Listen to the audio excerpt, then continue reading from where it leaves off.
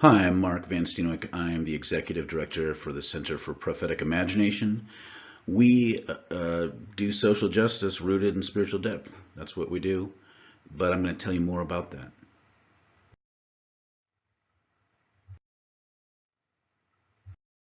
Here's our mission statement. The Center for Prophetic Imagination integrates spiritual formation, creative political action, and experimental education to nurture and guide leaders that call people out of empire to embrace God's vision for the world. Okay, that's just a big way of saying that we exist to cultivate prophetic witness. Let's unpack that a bit, because that's a lot. What does that mean? With the support of donors like you, our work weaves together three commitments. These are the three impulses, the things that we are working out of. One, we root our offerings in contemplative formation. You know, that's not just means we pray a lot. The assumption we have going into it is that spirituality and spiritual practice, things that you do that remind you that God is present, and that the only real hope for creativity and generating a just world depends upon our ability to be anchored and rooted in the source of all life. So for us, spirituality and politics aren't two different things. We need to have spiritual practice that animates and gives life to our political action. And that we cultivate a prophetic witness through that. Creative political action with as much sass and whimsy as we can muster. And in order to shape and cultivate prophetic sorts of witness, we spend a lot of time doing experimental education and mentoring. And you're going to hear more about all these things, the shape that these. What does that look like? I'm going to break these down all in a little bit, but here's the quick list. We have an ongoing podcast. We do these fairly regular retreats called Nurturing Prophetic Imagination. We have a big conference coming up in September 21st, 22nd. We have a year-long program that's 5 intensives. We practice liturgical direct action. And then every once in a while we just do retreats, workshops, and courses that aren't like part of our annual plan, but things that make sense to commit some energy to throughout the year.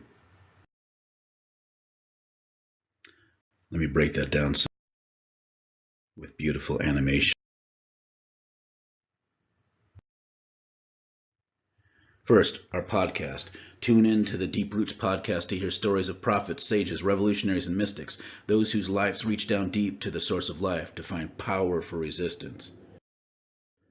Basically, it's a narrative podcast, about 20 minutes. We're telling stories often of people you might not know. There may be some people you do know in there. Figures who embody this tension between deep spirituality and a radical way of engaging the world. People like Brother Juniper, Bayard Rustin, Ernesto Cardinal, Simone Weil, the Beguines, Benjamin Lay. If you go to our website, propheticimagination.org, and look for the podcast, you can listen in there. It's also available where most podcasts are available, iTunes and whatnot. If I had to recommend one to start, I would suggest you check out Ernesto Cardinal or Simone Weil. Those are my 2 favorite podcasts, but they're all good. They're all delicious.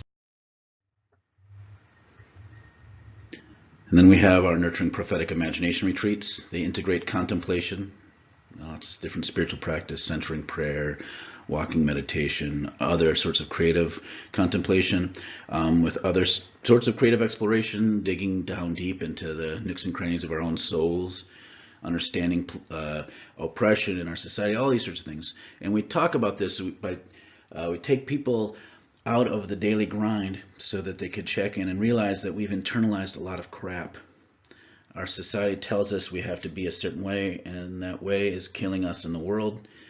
And so we need to begin to discern a different way of living. And that's a big task, and the weekend retreat is just a little way of starting to uncover the surface of that. September 21st and 22nd, we have a conference that coincides with the 40th anniversary of Walter Brueggemann's landmark book, The Prophetic Imagination, which was one of the inspirations for our nonprofit's name. Brueggemann's book, he's an Old Testament scholar, explores the role of the prophet in the Hebrew Scriptures, but then treats it like a living tradition that should animate our imaginations today, and we take that very seriously. Here are some of the folks. These are 4 of our keynotes. Walter Brueggemann was going to be a keynote, but he's getting pretty old, and his doctor said no travel, Walter, and so we're going to try to loop him in digitally, which is a bummer. We're going to find a way to honor him as best we can at this conference, but we've got other great keynotes: Tracy Blackman, Miguel de la Torre, Kathy Kelly, Reverend Sekou, who isn't a speaker this time around. He's going to be doing some amazing music, and Joe Davis and the Poetic Diaspora is opening for Reverend Sekou. It's going to be awesome, and we're going to have also about 20 other breakout sessions, so you can check that out at the conference website, which is propheticimagination.com. Prophetic Immersion is probably our biggest, most time-consuming initiative. It's an initiation into the life and ministry of Jesus through 5 intensives, course readings, and mentorship. Students explore key experiences in the life of Jesus within our own social, environmental, and political contexts. It's kind of a school for prophets. You can't read the Bible and read about the prophets without hearing about wilderness, the place apart from civilization where the prophets go. So 2 of our 5 intensives happen on the North Shore, the wilderness, the perfect place to really do some deep digging and group learning in a way that it's just much more immersive. There on the top left is Joe, who will be graduating from our first year program, and our final intensive of the year is coming up, and then we're rebooting it next year. Instead of having to take them all together, each initiative of either 6 or 8 to 8 days will be able to be taken independently. So those of you who couldn't participate in the past because it was too time consuming, you can do them one at a time. Students who complete all of the intensives receive a certificate in prophetic spirituality, which isn't accredited yet. We're working on some partnerships with seminaries. It's the equivalent of a graduate certificate program, and we want people to get credit for that so it can be part of their seminary education, or just so you can have something that's accredited. But in the meantime, it's still powerful and worthwhile. Those who participate in all of the intensives will be invited to an additional mentoring retreat and may even be able to be involved as co-facilitators in future intensives. Our goal is to make this something that we can develop as a curriculum and share with people in other parts of the country, because it's very, very environmentally contextual. It looks different in different places. Blurring the line between direct action and public worship, liturgical direct action brings the examples of Jesus and the Hebrew prophets into creative dialogue with the Catholic Worker Movement, Plowshares Movement, and Guerrilla Theater.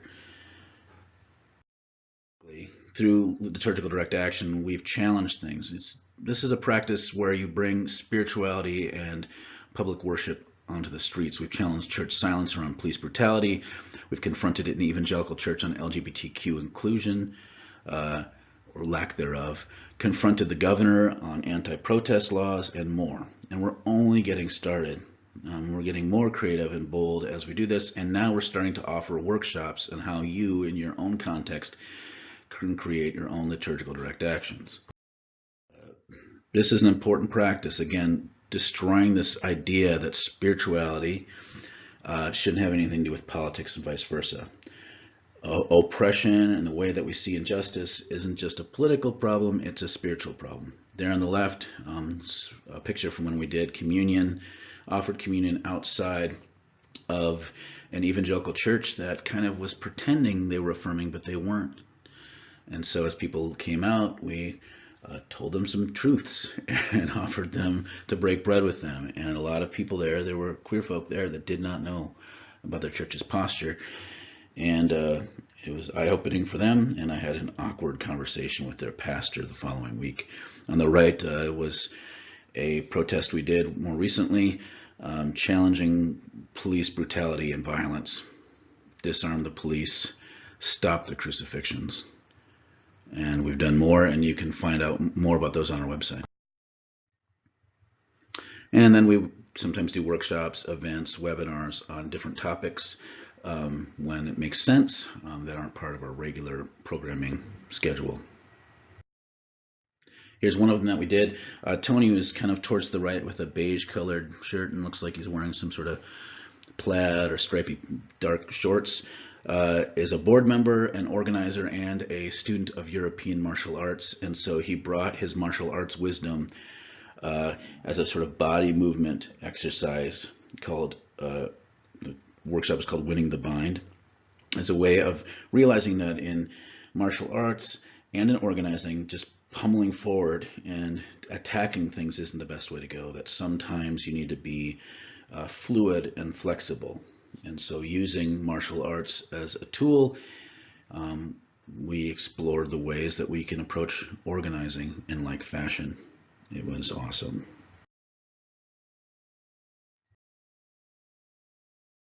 Here's the visual representation of what I just said. You can see down by the tree roots, creative direct action, experimental education, and contemplative formation. Those three aspects of our mission statement bring resources up into our programming. And the little branches there, and the foliage are our most ambitious programs that take the most energy in life. The biennial conference, and then prophetic immersion. These two things that are the most intensive and educational, but really rely on our anchoring and all the other stuff to be doable for us.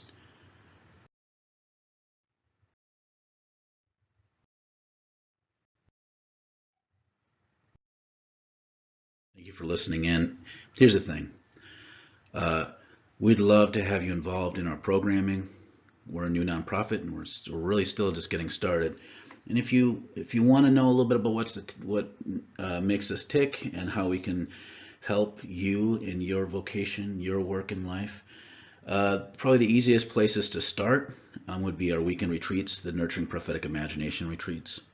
We do them in Minneapolis, but if you're not in Minneapolis and want to host somewhere else, we'll come to you if you can get enough people together and we can figure out a way to cover costs. We'd be happy to do that. And the conference coming up is worth the trip. It's going to be an amazing, important conference. Of course, there's all the digital content that we do. That's also easy. But here's the thing. Right now, we're doing our May fundraising drive, and we need support from folks like you to make this happen. We're obviously ambitious in what we're trying to do, but as a new nonprofit, we're doing what's less than a shoestrap budget, like a Velcro budget? Yeah, none of us are getting paid very well, but more than that, we're just trying to leverage everything we can, and we want to create and cultivate more things. So we need your support to do it. And so if you look at the link below, there's a link to our May fundraiser.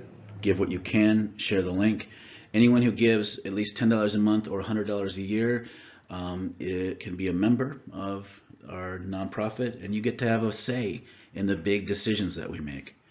And also you get a discount on all the things that cost money that we do, workshops and courses and conferences. So check it out. Visit us at www.prophetikimagination.org, or you can look us up on Facebook. We're the only Center for Prophetic Imagination as of yet, so we're there. Thank you so much for taking the time to listen in.